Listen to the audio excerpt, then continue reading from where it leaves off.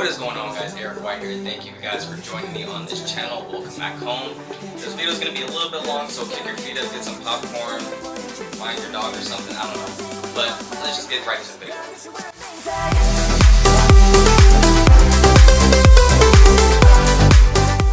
I'm not going to get too much into the history, but let's just go ahead and start off with the main features. We're going to start off with the positives and negatives for Android, and then we'll go into iOS and talk about the positives and negatives. So let's just get right into it. So Android was first released in about 2008, and it started off with the phone, the HTC Dream. And since then, Android has gone through a lot of changes and a lot of iterations, and to this day, it is one of the most functional and best operating systems since Android's release. Now, Android in and of itself has a lot of great features, and it is a very amazing operating system. It's very expansive and unique, and there's a lot to talk about. So let's start with the very first thing, and that's the price. Now, what a lot of people don't know about Android is that you can actually pick up a really great phone for a really inexpensive price. Let's start with the first example, and that's the Pocophone F1. Now, this phone comes with a 6.2-inch display, a 20 megapixel rear-facing camera, Snapdragon 845, the latest processor, and that's just a few of the features, and you can pick this up for only $300. Let's think about that for a second. How many phones do you know that you can pick up with great specs for $300? Anyway, the point is you can pick up a great Android phone for a really inexpensive price. And I said inexpensive and not cheap for a reason. When I say the word cheap, your brain automatically goes to a very bad connotation where you're getting glitchy software, a terrible camera, a bad functioning phone in general, and that's not the case at all, especially with the Pocophone F1, which is just one example of a series of other phones that provide a great hardware and great software for a relatively inexpensive price. I say inexpensive because you are getting exactly what you pay for. A great phone, great hardware, a great camera, but for a really inexpensive price. Now, if you ask someone what's the difference between Android and iOS, more than likely they're going to just tell you you can customize it and do cute little things and take pictures of your dog, but it goes a lot deeper than that. Android allows you to actually make the phone yours, which is something that cannot be said about any iOS device. You can customize the lock screen, you can have a custom launcher set to launch and close apps in any animation that you would like. You can even speed up the device by taking away animation transition times. You can have custom notification LED lights that let you know what notifications you have just by looking at the phone. You can have a custom always-on display, which can show any picture of your choice, show any apps on the lock screen of your choice, and anything else you want. You can have custom widgets that show you what's on your calendar, what events you have coming up. Basically, there's a lot of features and a lot of different things that you can tweak about the phone to really make it yours, and that's something very unique, and a lot of people will appreciate that. Another great thing about Android that a lot of people seem to forget about is expandable memory. Expandable memory basically means that you can go to any store, whether it be online or Walmart or Target, and get something called an SD card. This SD card allows you to expand the memory already on your phone. For example, if you have a Samsung Galaxy Note 8, you can actually go to Walmart, get an SD card, and expand the memory already on the phone. You can go from anywhere from 64 gigabytes of storage all the way to 512. Suppose you have too many pictures of your cat and you need more space, that SD card is right there for you. Another nice feature that iOS has just recently started using is the File Manager app. Now, what this File Manager app allows you to do is go into the phone basically like a computer and delete and move around files that you otherwise wouldn't be able to do unless you were connected to a computer. Let me explain it a little bit better. Basically, once you open this app, you are greeted with all the files that are on your phone, whether that be downloaded on your device or SD card. What that allows you to do is delete these files or move them from your SD card to your device storage or from your device storage to your SD card. And this feature makes it relatively handy for people who don't want to overstuff their device storage or their SD card storage, and allows them to freely move around the files that are on their device without always having to hook up to a computer to do that task. Now we get into the not so great stuff. Like I previously mentioned, Android is absolutely amazing if you really want to customize your phone and really make it yours, but that does come with some backlash. Just recently, Google was having trouble with its Google Play Store. These 13 apps, 2 of which were on the trending page, were said to have viruses and malware attached to them. Upon downloading these apps, you would open the app and it would crash, but what would happen in the background was it would be downloading viruses and malware onto your device without you even knowing. Now once again, I'm not saying this to bash Android. Android is a great operating system that is completely open to anyone who wants to make their phone theirs, but I just have to let you know about that because that's one of the things that you're going to be buying yourself into if you go with Android. And while we are on the topic of customization, a lot of people simply just don't want to customize their phone. I mean, think about it, right? Like, who wants to sit there for 20 or 30 minutes to set a custom lock screen, set up all your widgets? It's just, I mean, just thinking about it just makes me, but you get the point. Think about it like this.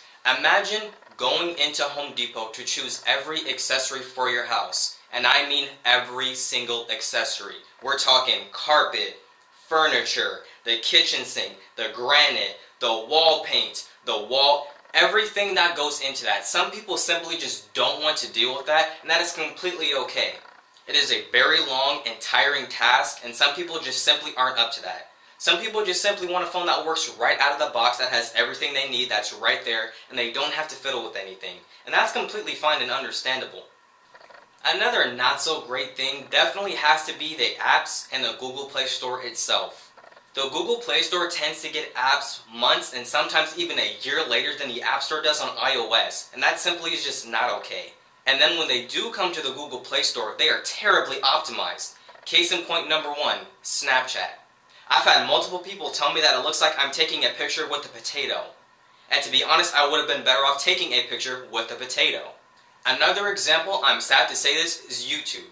For some reason, whenever I get a notification about someone commenting on something that I have commented on, upon opening the notification, it's very glitchy. It jumps up and down on the page, the video plays slowly. It's a very weird glitch, and I don't know when or how it started doing this, but it is very annoying, especially for someone who lives on YouTube. Now I can go on and on about app optimization and getting apps late, but you pretty much get the point. You have to know exactly what you're getting into when you're with Android, and that's simply what I'm just trying to let you know. And with that said, we move to iOS.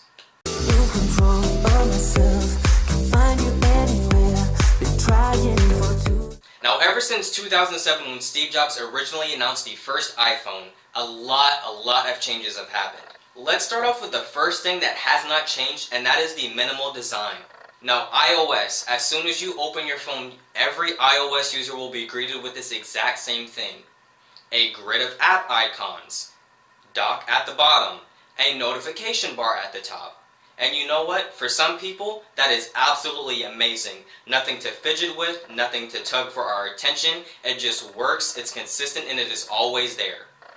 Now this minimal UI does kind of seem boring if you think about it, but for some people, they simply just don't want to change anything. They want all the apps to be right there so they don't have to go searching for them, no widgets to crowd their attention and actually take away battery life. They just want what they need, when they need it, right then and there for them, and that's completely okay. On Android, with so many widgets and all these notifications up at the top, it can be kind of confusing and a little bit stressful to figure out what exactly you need to tackle first when unlocking your phone. And with iOS, it simply takes all that to a new level and just puts exactly what you want and you need right at the front and center, no having to look for it, and it's amazing. And now we move to the most interesting part of this video, which I'm sure a lot of you have already guessed that I'm going to talk about, and that's iMessage and FaceTime. Now let me just start off with this. iMessage and FaceTime have also come a pretty long way. You might be wondering, why does anyone care about iMessage? And I will tell you why. If you do not have an iPhone, you will be the Grinch, because every time you see that green message, you will hate yourself. All jokes aside though, iMessage is a really great tool that I wish a lot of Android manufacturers would pick up on and implement into their devices as well. And for those of you who don't know what iMessage is, basically it's a software that allows you to send messages through Wi-Fi or cellular data. Because iMessage is unique to the iPhone, it allows you to do some really unique things. I'm sure a lot of you have already seen on the trending page or just floating around YouTube, and emoji karaoke. And yes, with iMessage you can send these, but there's a lot more that you can do with that little blue message. You can send any message that you want with effects, with emojis. It might not seem like a lot, but here's the thing that really sets it apart. iMessage and FaceTime are pre-downloaded on every Apple device that comes out. That means that every Apple device that comes out has iMessage and FaceTime already downloaded on it.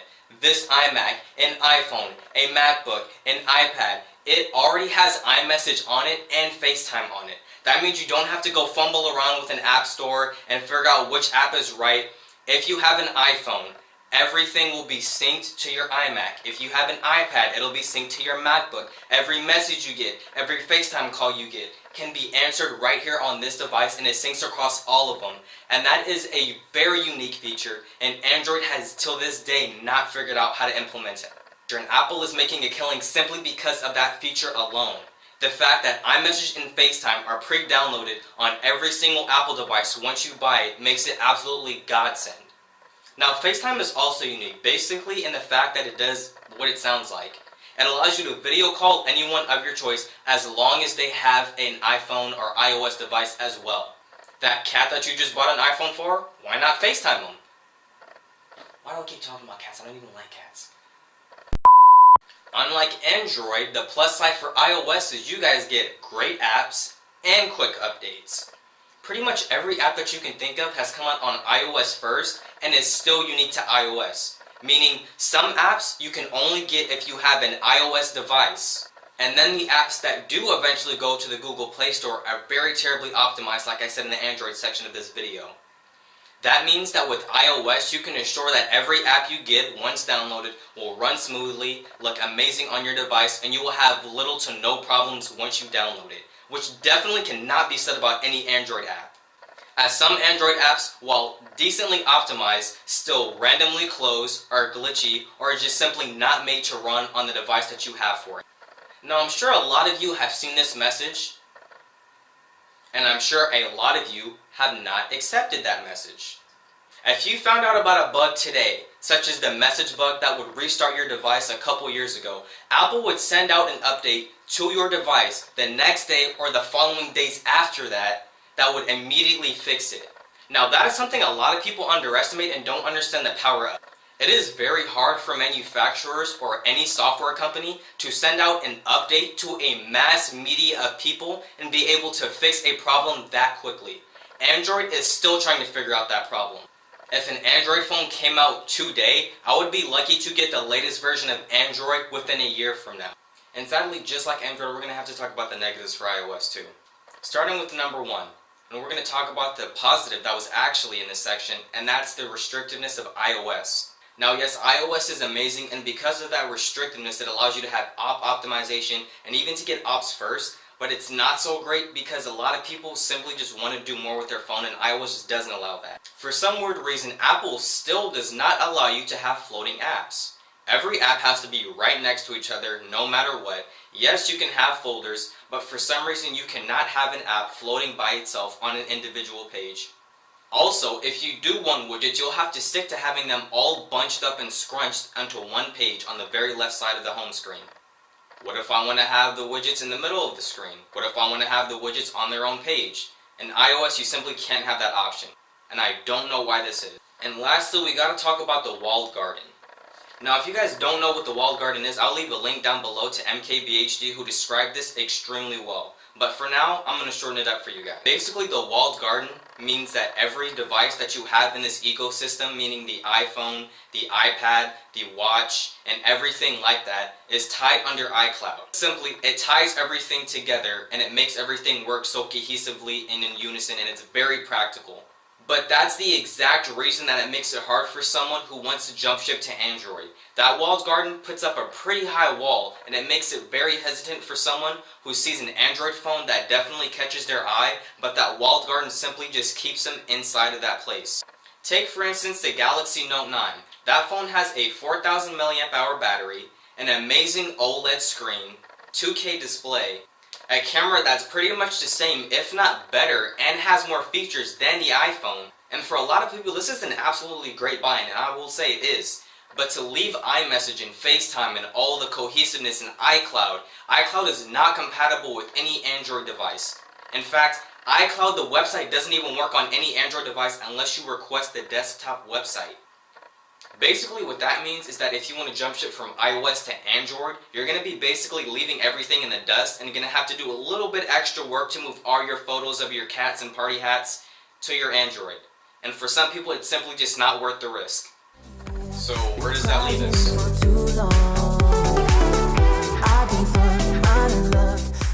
So basically, if you go with Android, you will not be disappointed with your experience at all. You can get a great phone, and I mean a great, terrific phone with all the bells and whistles and extra features that you didn't even know you needed for a fraction of the price of an iPhone. You can customize it, but not just customize it. You can make the phone absolutely yours. Heck, you can have genuine play as soon as your mom calls you if that's what you're into. You can have custom launchers that do what you want it to do. You can have different icons and the stock icons that are given to you. You can completely make the phone yours and make it unique from anything else that anyone has. And that's an amazing thing. And if you go with iOS, you will not be disappointed as well. The OS is smoother than silk. The minimalist design just begs for your attention, and everything about it just screams amazing. And don't forget about the cohesiveness that Apple brings if you do decide to sign up for iCloud and tie all of your devices together. It is simply superb. And last little thing before I head out. If you are on Android looking to try something new and go to iOS, I guarantee you will not be disappointed. Like I mentioned at the very beginning of this video, iOS has made leaps and bounds since the very beginning. Although it's not where it should be, it is definitely at a better place than it was before. And if you're jumping ship from iOS to Android but not sure about it, Android has also made leaps and bounds since the very beginning of its time. It is nowhere near as laggy, there's a ton of extra features, and you will be able to experience something that is completely unique from iOS, and you will not be disappointed, I guarantee you. Thank you for watching this video, guys. Make sure if you like it, you almighty push that like button, and also click the subscribe button, join Innovation Nation, and I will see you guys in the next one. And the music was so loud, didn't catch your name out of this crowd. Girl, you should wear a name tag.